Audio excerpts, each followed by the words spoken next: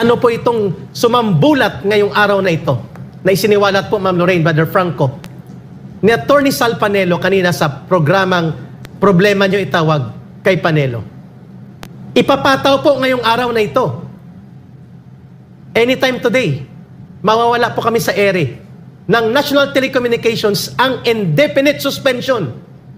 Hanggat gusto nilang sarado ang SMNI, TV and radio station all over the country ay mawawala po kami in a matter of few hours from now. Akala po natin tapos na ang panahon ng martial law.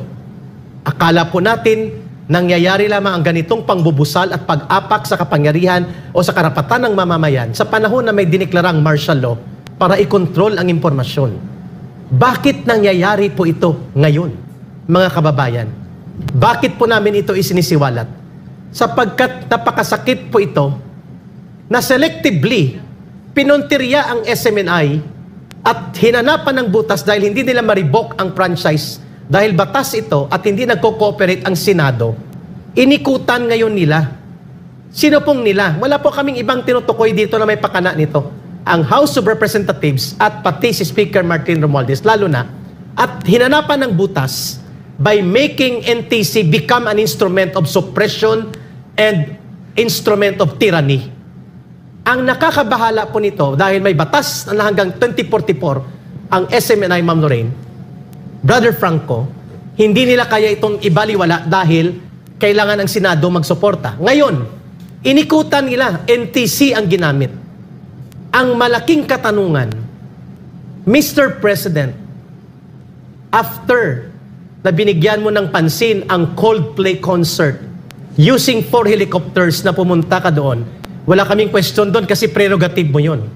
Bawal yun. Kaya nga ma'am. Pero yun. bilang presidente, hindi ba mahalaga sa'yo na ang isang legitimate media at ang isang lehitimong nagpapahayag at bahagi po ng demokrasya ay binubusalan ng opisina na under sa opisina mo. Pero ang pressure nanggagaling sa pinsan mo. Hanggang kailan po magtitiis ang taong bayan?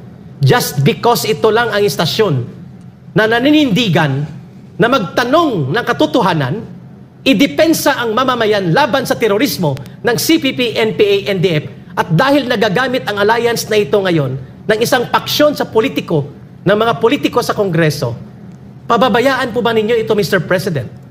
Are you not going to summon the highly irregular, scandalous and anomalous exercise of very blatant and brazen abuse of power of NTC which is under your office, under ito sa Office of the President, itong opisina na ito? Bakit ganito ang inaharap ng taong bayan? May selected or selective martial law ba? Mr. President, do you still value press freedom and do you still respect the right of the people to speak out in a free democracy? Kung ganun, bakit po nangyayari ito sa SMNI? Itong walang saysay, walang kabuluhan at lapastangan na order ng indefinite suspension ng abusadong opisina under you na National Telecommunications Commission. Ma'am Lorraine, Brother Franco. I'll need to correct you a little bit, Erica. Yeah. I'm not that sad. I'm not that sad. Parang I expected this kasi I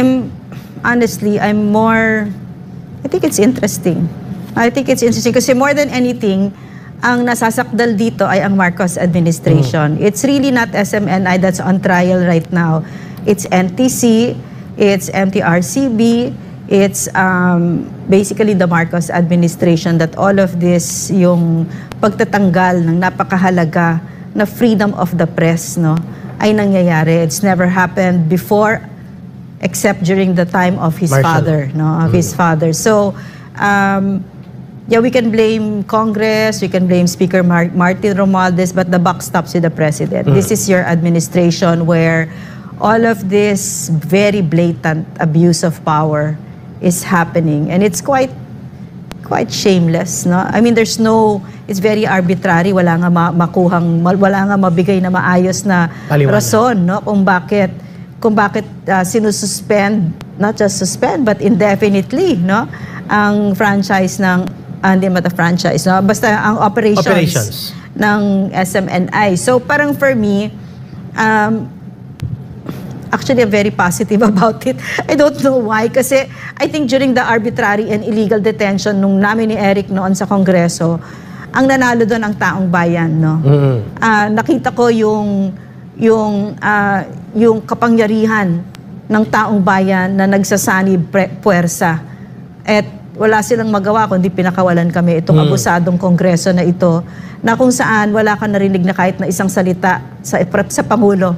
No, very blatant and deafening silence. Very, very blatant and very shameless, arrogant abuse of power. No? So, ang nakikita ko talaga dito, no, yung isa sa buhay natin yung laban kasama ang bayan. At ang Pilipinas kasi, ang Pilipino, napakalaki ng tiwala ko talaga sa Pilipino at saka yung faith ko sa Pilipino hindi nawawala. Kasi yung my journey kasi with NTF-ELCAC has really shown me, no, yung power ng taong bayan, na yung 50 plus years ng pang-aabuso ng CPP, NPA, NDF, ginanyan nyo sinangganin nyo, di ba? So that all those amazing accomplishments against the CPP, NPA, NDF, nangyari dahil sa inyo yon. Yes. No? So, how can I lose faith? And it has been a very personal journey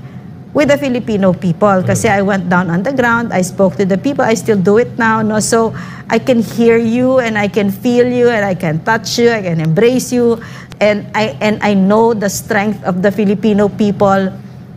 And I know that they will not take this sitting down and that it is registering. Yeah. No? And this is wonderful because we're going towards an election year.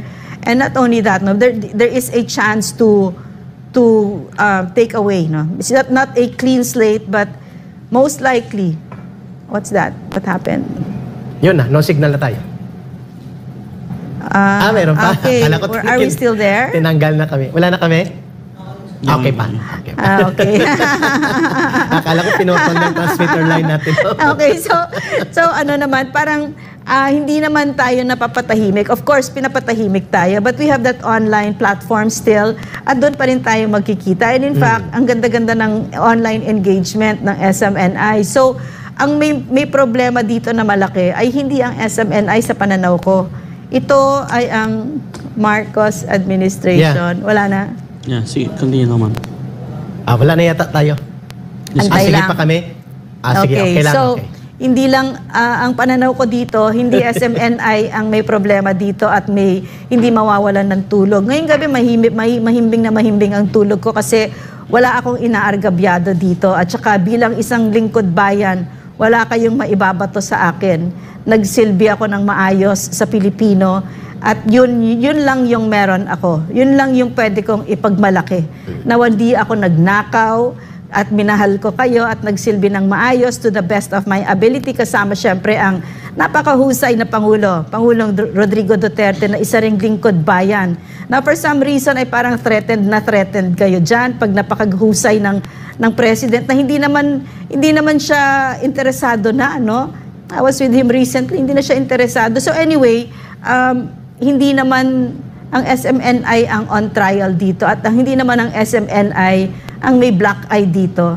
Ang may black eye dito ay kung saang administrasyon nangyari ito. Yes. Sino ang pumayag na tanggalan ang napakahalagang freedom of the press at freedom of expression? Sino ang nagtatanggal nun? Sino ang nang-aabuso? Hindi ba ang gobyerno? So ngayon narinig ko din na ang turing sa amin ng ibang sektor sa gobyerno ay kaaway daw. No? So, doon sila nagkakamali. Kasi, di rin naman ako naniniwala doon dahil ang dami kong kaibigan sa gobyerno at katrabaho pa din. No? At proud na proud pa rin kami sa gobyerno. So, tingin ko, mangilan-ngilan lang yon. And in the end, ang taong bayan ang kasama namin dito. Kung ito yung sinasabi ko kung bakit mahimbing ang tulog ko, kasi alam ko magkakasama tayo dito. At walang bibitaw dito. Walang iwanan ito. So maraming salamat kasi kayo talaga ang may hawak sa kamay ninyo ng ating pinakamamahal na inang bayan. Frank, 1 minute, rejoin kay Ma'am Lorraine. Does this government take pride in receiving the coming of the United Nations Special Rapporteur for Media Freedom and civil liberty.